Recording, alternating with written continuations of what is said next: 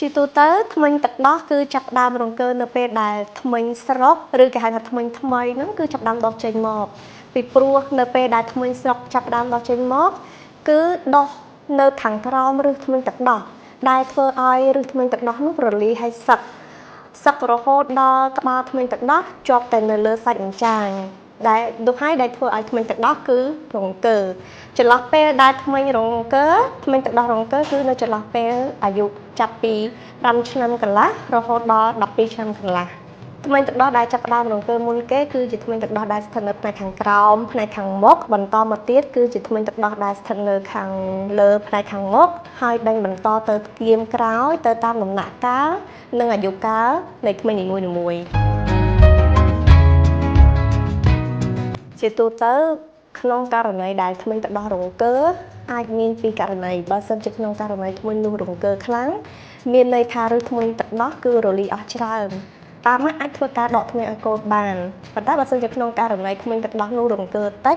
មានន័យថាឬធ្មេញទឹកដោះនៅសល់ក្នុងឆ្អឹងវែងតាមមកអត់មានឧបករណ៍គ្រប់គ្រាន់សម្រាប់ធ្វើការដកធ្មេញទឹកដោះនោះចេញទេអញ្ចឹងតាមមកគួរតែនាំកូនទៅជួបគ្រូពេទ្យជំនាញដើម្បីប្រឹក្សាយោបល់ថាតើធ្មេញទឹកដោះនោះអាចដកបានឬដកមិនទាន់បានពេលណាដែលធ្មេញទឹកដោះរង្គើខ្លាំងគឺវានៅសល់ក្បាលធ្មេញជាប់ទៅនឹងសាច់អញ្ចាញទេអញ្ចឹងយើងដែលជាមេដាអាចទាញដៃទាញដកចាប់ដកក្បាលធ្មេញនឹងចេញមកគឺវាអាចចេញមកហើយប៉ុន្តែបើសិនជាក្នុងករណីវារង្គើតិចមានន័យថាធ្មេញទឹកដោះនោះនៅសល់ឬធ្មេញខាងក្នុងឆ្អឹងវែងអញ្ចឹងតាមអាចចាប់ដកបានដោយសារតែវាជាប់ជាមួយនឹងឆ្អឹង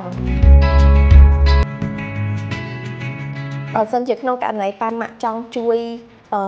ឲ្យធ្មេញទឹកដោះកូនឆាប់រង្គើបាក់ខ្លាំងប៉ាម៉ាក់អាចជួយអង្រួនធ្មេញកូន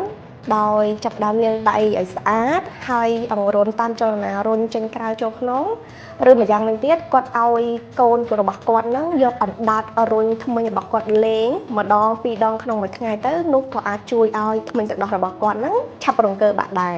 ឬក៏មួយទៀតគេប្រើវិធីតាក់ខ្សែអំបោះឬគេហៅថា dental floss ហ្នឹងចងជាមួយនឹងក្បាលធ្មេញហើយទាញកន្ត្រាក់ក្បាលធ្មេញនោះនឹងរបេះចេញមកហើយការដកធ្មេញកូនក្មេងធ្វើឡើងនៅពេលព្រឹកឬពេលថ្ងៃដើម្បីងាយស្រួលក្នុងការតាមដានការហូរឈាមរបស់កុមារជាទូទៅបន្ទាប់ពីការដកធ្មេញរបស់ក្មេងប៉ាម៉ាក់ដែលនៅផ្ទះអាចមានជា compress sterile ឬក៏សម្លៃសម្លាប់មេរោគហើយលាងដៃឲ្យស្អាតមូលសម្លៃនោះឲ្យណែនឲ្យកូនខាំទៅនឹងកន្លែងដែលគាត់ដកធ្មេញយ៉ាងតិចណាស់ឲ្យបាន15នាទីបន្ទាប់ពី15នាទីក្នុងការដកសម្លៃនោះចេញហើយប៉ាម៉ាក់ត្រូវហាម5កូនកុំឲ្យយកដៃឬវត្ថុផ្សេងៗទៅប៉ះនៅនឹងកន្លែងដកធ្មេញជៀសវាងការហូរឈាមជៀសវាងការមានការឈឺចាប់និងការឆ្លងមេរោគជាដើម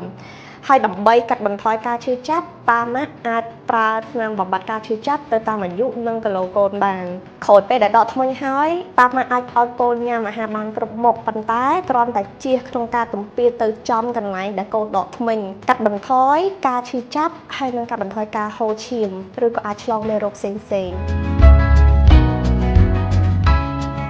តពីដកធ្មេញទឹកដោះហើយធ្មេញស្រុកអាចដុះឆាប់ឬក៏លឿនអាស្រ័យទៅលើភាពរង្គើនៃធ្មេញទឹកដោះបើសិនជាក្នុងករណីធ្មេញទឹកដោះនោះរង្គើខ្លាំង